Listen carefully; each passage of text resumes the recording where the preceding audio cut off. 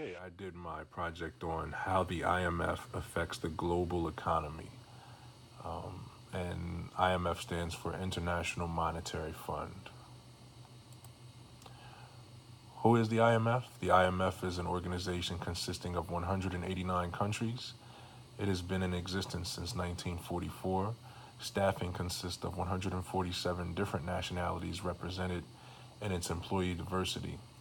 Corporate infrastructure consists of a managing director, who is currently a woman by the name of Christine Lagarde.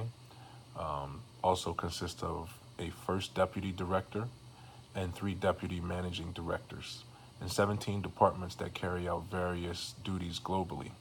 Staff is responsible to the IMF only and not to the authorities of the country in which they are citizens.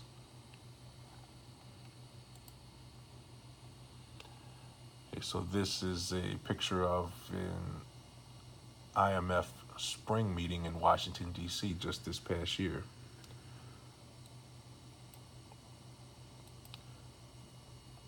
Why was the IMF formed? To provide stability for the international monetary system, helps regulate exchange rates of countries transacting with each other, promotes economic cooperation among countries, and monitors global monetary integrity. Global monetary integrity is an important one because without it, there are no rules and regulations. Ultimately, everything would probably seem like a Ponzi scheme among different nations, if you will.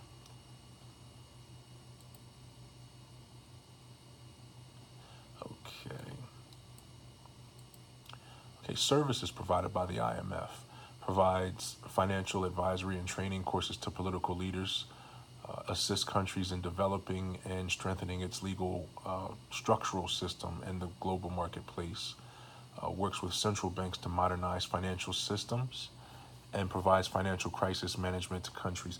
Provides financial management to countries that are in crisis is more so a well-known one. But one interesting fact is that they provide advisory training courses to political leaders.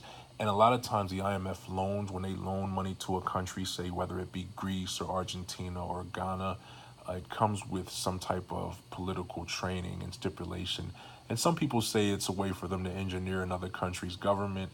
Others say, well, with loans comes any type of, always comes some type of stipulations.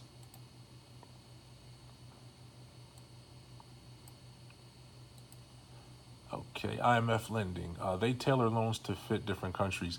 In fact, they have different policies. So their lending, as I said, is accompanied by corrective policy actions. They have one called a Poverty Reduction and Growth Trust Loan geared towards low-income countries and has a 0% interest rate. Another one is the Standby Arrangement Loan, which is geared towards middle-income countries for more so short-term reasons. They have an Extended Fund Facility Loan for countries facing structural weakness, and there's a lot of that going on these days.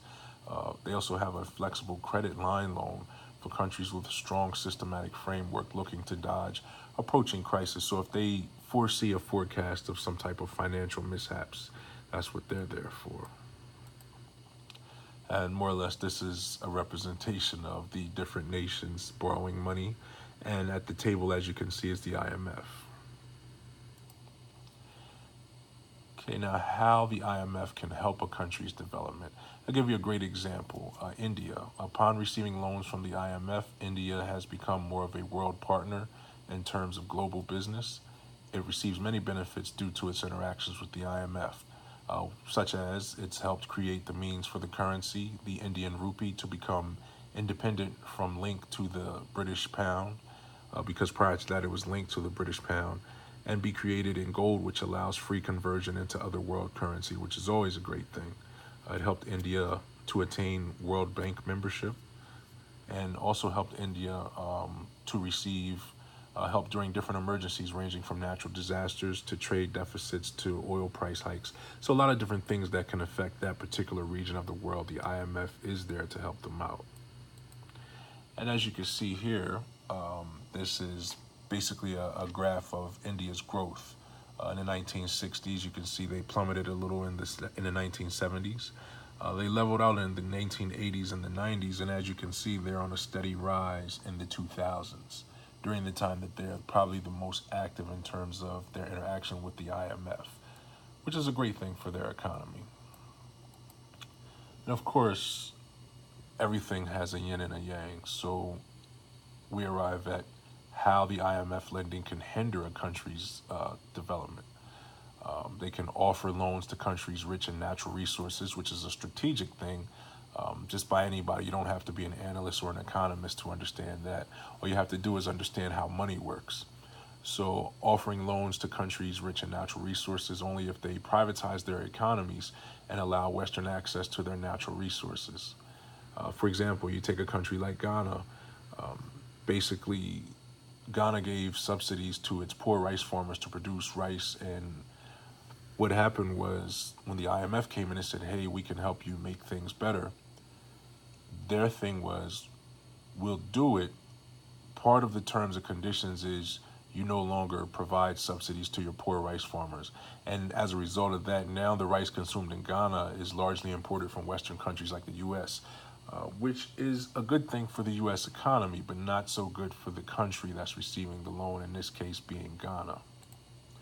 And as you can see, this graph right here, the blue lines represent inflation. The red line represents the GDP, the gross product. So even after, if you look at this grid very closely, let's go into the 2000s area, which is over this way. If we look at the 2000s, fundamentally, their country has still been in inflation. Even during this time, they borrowed like $918 million from the IMF, but they never really went out of inflation. And so that's a little bit of a strange, in my opinion. Okay, what happens if a country does not pay back an IMF loan? Foreign investors remove their business interests. Global economies pull away their resources in strategic yet legitimate ways that can make the country's economy plummet. International trade with the country becomes silently blacklisted. Central banks apply financial restraint to banks within that country. Political and market damage becomes substantial. And see, in the business world, when you have a lot of private, I guess is the right way to say it, private business people who own different things, they can pull out from anywhere, anytime they want to, for the most part. And a lot of people are aligned and in line with the IMF's monetary integrity. So, for example, when Argentina decided not to pay in the early 2000s, they said, we're done, we're not going to give you nothing. As you can see, their economy plummeted and their currency collapsed. And however, ironically, in 2018, Argentina, after years of, I guess you could say, financial exile from not paying, they sat down with the IMF and ended up signing, just earlier this year in 2018, the biggest loan in IMF history for $50 billion. And of course, their citizens were not happy about that. In fact, on May 9th of this year, individuals were protesting the Argentina government because of that. Okay, now, anytime you have governments and you have money, money, lending, etc., can be politically driven. We cannot rule that out as a factor. So, reasons the IMF lending could be politically driven: obtaining control of natural resources and precious commodities a country may be rich in. Strategic location of a country may be a desired territory for control. War strategies, we're not going to rule that out. Power and political control of a region of the world where IMF control and power is not as strong. So that's like basically something that you learn in the book, The Art of War, so to speak. Corrupt leaders willing to take financial kickbacks in exchange for exile from their country for strategically giving its power to the IMF. That happens every day. And this is interesting because this is a list of the world's poorest countries. And the IMF, their thing is about developing countries and and working with the poor. So let's look at number 7, Yemen. It's in the top 10 world's poorest countries. But then it's a little ironic when you look here, because this graph is about the countries in the world that are the richest in natural resources. Not money, but natural resources, which ultimately can generate money. And Yemen is also on that list. So it's one of the poorest financial countries, yet it is one of the richest in natural resources, which, in my opinion, should not make it one of the poorest countries. So there's a little bit of strangeness there. And that, to me, is a prime example of not how the IMF does that particular country, but different places. So if I'm rich in natural resources, there's no reason why my country should be poor or in debt to anybody. And just to give you an example of this, just a rhetorical question. How can a continent so rich in natural resources have so many poor countries in terms of the global economy? And this is a representation of that. This is all you can eat and steal from Africa buffet. Because Africa has a lot of countries on that list that were considered the poorest in the world. Yet as a continent, continental Africa is arguably the richest in natural resources. And another note as far as the politically driven aspect of IMF lending, the U.S. is the biggest contributor to that. And as you can see, they contribute the most out of any particular country at the $65.3 billion mark. And other countries fall in smaller. So a lot of people allege that the IMF is run by the U.S. for the most part, and it's all about U.S. interests. And when you look at this, it kind of gives a little bit of gain to that thought process, even though it's not been proven. Okay, the future of the IMF. Yes, no, and maybe. Yes, poor countries are still being developed and need the loans.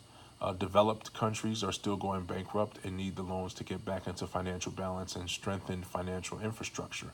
Of course, I think we see that these days more than ever.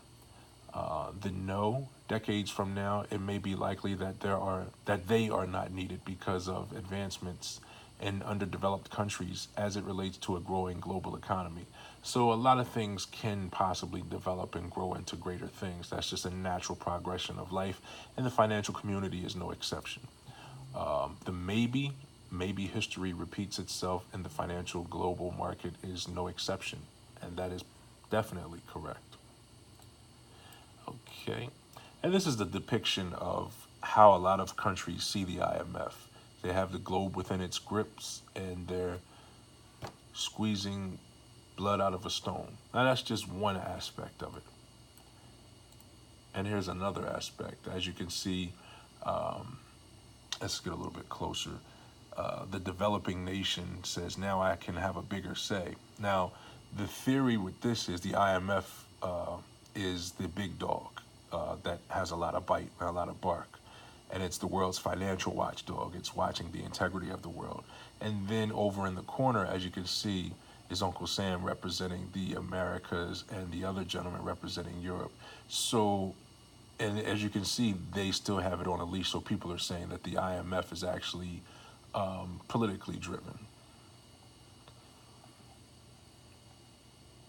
Okay, and for those that didn't know, the IMF is actually headquartered in Washington, D.C. It is a real building, and there is their emblem. And thank you very much. This concludes my presentation on the IMF. I hope you enjoyed it. Thank you.